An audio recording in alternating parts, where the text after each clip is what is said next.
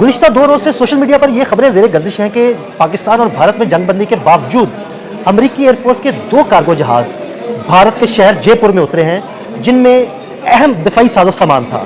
इस बारे में आमिर रज़ा से जानते हैं कि क्या वाकई इसमें कोई सच्चाई है और उन जहाज़ों में कौन सा दिफाई साजो सामान भारत पहुँचाया गया। जी आमिर भाई, ये खबरें 2 दिन से सोशल मीडिया पर ज़ेर गर्दिश हैं, क्या इसमें कोई सच्चाई भी है और वाकई कोई दिफाई साजो सामान भारत को पहुँचाया गया है? अच्छा, ये खबर सच है। खबर इसलिए सच है कि वाकई ही अमेरिका का एक जहाज़ जो है और जो कि तल्लक भी पेंटागन से रखता था, उड़ा है वाशिंगटन से और उड़ते हुए वो दिल्ली आया। यानी अमेरिका से उड़ा और वहाँ से किस एयरपोर्ट से उड़ा ये तो मैं नहीं कह सकता, लेकिन वाशिंगटन और दिल्ली, क्योंकि दोनों दारकूमत है, दिल्ली की तरफ आया तो उसको जयपुर की तरफ मुंतकिल कर दिया गया और जयपुर एयरपोर्ट पर उसको उतार दिया गया। अच्छा, ये तो खैर एक बात ठीक है, लेकिन दूसरी बात आपने जो कही कि 2 जहाज़ थे, 2 जहाज़ ही थे, लेकिन दूसरा जहाज़ जो है वो तिल एबब से उड़ा और वो दिल्ली के लिए था, लेकिन उसकी फ़्लाइट को भी डाइवर्ट किया गया और उसको जयपुर में उतार दिया गया। अब आप कहेंगे कि जी इसमें क्या था?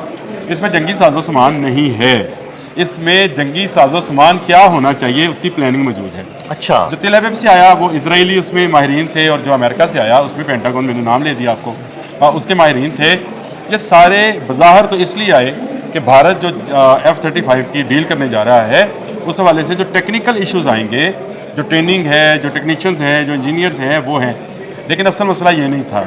राफेल को गिरने के बाद और भारत की इतनी बड़ी फ़ौज होने के बावजूद, यानी 14 लाख से ज़्यादा की फ़ौज होने के बावजूद मैदान जंग से भाग जाना, ये इसराइल के लिए भी अलार्मिंग है और अमेरिका के लिए भी अलार्मिंग है। चाइना बहुत ज़्यादा इन्वॉल्व हो गया है।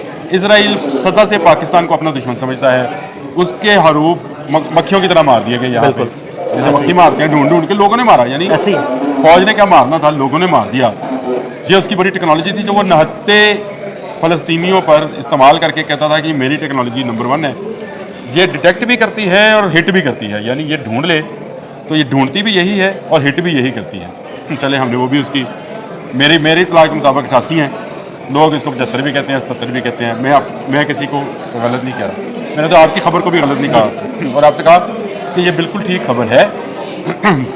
मोती को इस वक्त ज़रूरत है कि उसको बताया जाए कि भाई तूने कहाँ गलती की थी, तुम्हारे जहाज़ में कोई प्रॉब्लम नहीं था, तुम्हारे फ़ौज में कोई मसला नहीं था, तुम्हारी जो मसला था वो प्लानिंग में था। तो वो प्लानर्स इस वक्त जयपुर में मौजूद हैं और वो अपना काम कर रहे हैं।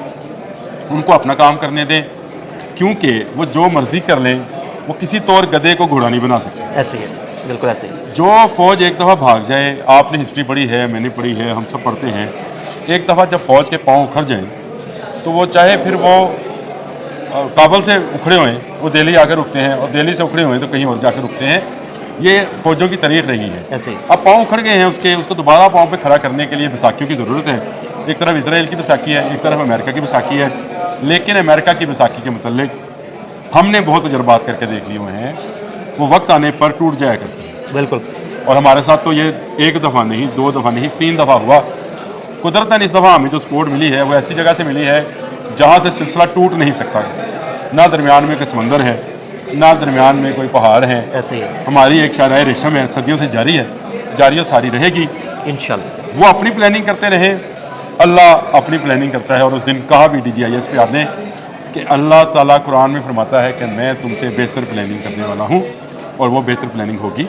बेफिक्र रहें, ये 2 जहाज़, इसमें कोई गोला बारूद नहीं आया है। जो लोग आए हैं वो मैंने आपको बता दिया। बहुत शुक्रिया आमिर भाई। जी बिल्कुल, 2 अमरीकी जहाज़ों की जयपुर में आमद की सारी कहानी आमिर रज़ा ने खोल के बता दी।